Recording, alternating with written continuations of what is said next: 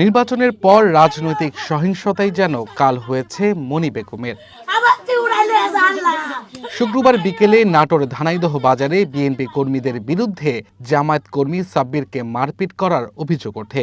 এরই জের ধরে শনিবার সকালে সংঘর্ষে জড়িয়ে পড়ে জামায়াত বিএনপির নেতাকর্মীরা। এতে ধারালো অস্ত্রের আঘাতে নগর ইউনিয়ন জামাতের আমির হাসিনুর রহমান সহ উভয় পক্ষের 12 জন আহত হয়। ক্ষতিগ্রস্ত হয় বেশ কিছু ঘরবাড়ি। আসাব সরকার আর আসাব সরকারের ছেলে হচ্ছে টিটু এবং আতাব সরকারের ছেলে মিজান, এদের নেতৃত্বেই আসে।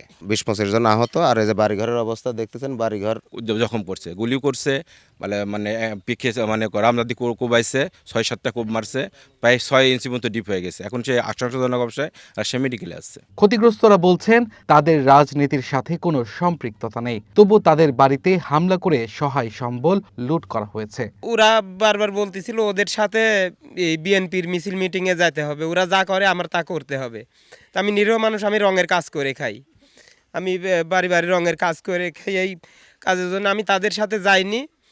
তো এই না যাওয়ার কারণে তারা এই যে পক্ষ ধরে নিছে যে আমি হয়তো জামাতে ইসলামী করছি, হয়তো ভোট জামাতে দিচ্ছি। আসলে আমার কোনো ভোটই নাই এখানে, আমি 4 বছর ধরে এখানে। হ্যাঁ, সবাই আঙ্গরে বলতেছে 2 বিঘে জমিন বেচমু, সানোয়ারে সৈদরে আর সুবাডেরে খুন করবো স্যার, এই কথা কইতেছে। আর বাড়িঘর ভাঙচুর কথা কইতেছে। তারপরে আমি গেটের ভিতরে তালা বের, আমি আর 2 মাইল আমি পলাতক। 2 ঘন্টা পরে এসে দিয়ে এই অবস্থা। সিলন টি রপ্তানিতে শীর্ষে। বর্তমানে এলাকায় আইন শৃঙ্খলা বাহিনী মোতায়েন রয়েছে। এলাকায় থমথমে পরিস্থিতি বিরাজ করছে। ঘটনা পাওয়ার সাথে সাথে আমাদের যে বিভিন্ন আইন শৃঙ্খলা বাহিনী বিভিন্ন সদস্যদেরকে আমরা ঘটনাস্থলে প্রেরণ করেছি। যারা রাজনীতিবিদ নেতা আছেন তাদেরকে, তাদের দলীয় কর্মীদেরকে যেন তারা নির্দেশনা দেন, তারা যেন ধৈর্য ধরে জনগণের জানমাল রক্ষার ক্ষেত্রে সহযোগিতা করেন। খুব শান্তিপূর্ণ পরিবেশে একটি নিরপেক্ষ নির্বাচন শেষ করেছে এবং নির্বাচন পরবর্তীতে আজকে যেই ঘটনাটি ঘটেছে, এই ঘটনার নিরসনে আমাদের উপজেলা নির্বাহী অফিসার ইনচার্জ সহ আইনশৃঙ্খলা বাহিনী তড়িৎ গতিতে এখানে এসে পরিস্থিতি নিয়ন্ত্রণে নিয়ে আসে এবং এই মুহূর্তে যাতে দোষীদের যথাযথভাবে আইনানুগ ব্যবস্থা গ্রহণ করা হয় দোষীদের বিরুদ্ধে, সেই বিষয়ে আমি আইনশৃঙ্খলা বাহিনীকে নির্দেশনা দিয়েছি। নির্বাচন পরবর্তী সহিংসতায় ফরিদপুরের সালথা উপজেলা ও বোয়ালমারী উপজেলার বাসিন্দাদের মধ্যে সংঘর্ষ, বাড়িঘর ভাঙচুর ও অগ্নিসংযোগের ঘটনা ঘটেছে।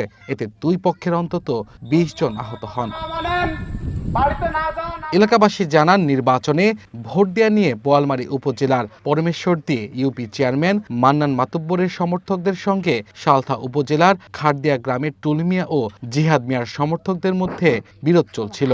এর জের ধরেই সংঘর্ষ বাধে। আমরা ধানের শীষে ভোট দিয়েছি এবং বিপুল ভোটে আমাদের এখান থেকে জয়লাভ করেছে। সেটা কেন্দ্র করে বিপুল পরিমাণ সন্ত্রাসী এনে আমাদের উপরে আক্রমণ করে। মিস্টার দিয়ে ঘরে আগুন ধরান দিয়ে আমি পোলাপান নিয়ে আমি ওই সাইডে চলে গেছিলাম।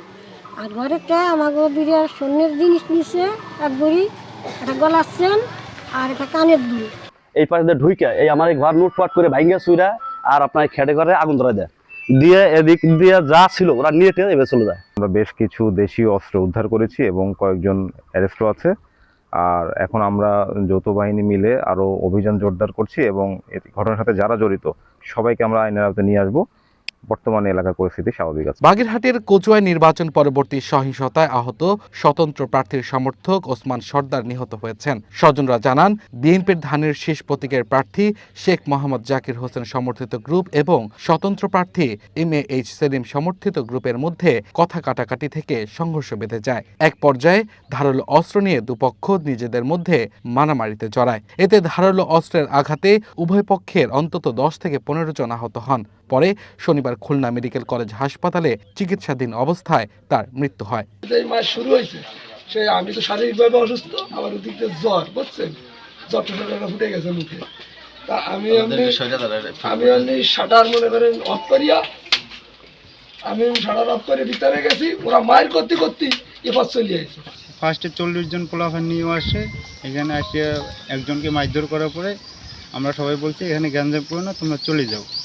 আমরা বাধা দেওয়াতে পরে ওরা সবাই আরও দল বেঁধে আসিয়া আমাদের উপরে নির্মম অত্যাচার করছে। ঝিনাইদহের কালীগঞ্জে দফায় দফায় হামলা ভাঙচুর, মহেশপুরে প্রেস ক্লাবে হামলা ও ভাঙচুর এবং সদরে দোকানপাটে হামলা হয়েছে। মেহেরপুরে হামলায় জামায়াতের 3 কর্মী আহত হয়েছেন। পটুয়াখালীর বাউফলে বিএনপি কর্মীদের বাড়িঘরে হামলা ভাঙচুর ও লুটপাট হয়েছে। Abdul Al Mamun, one national desk.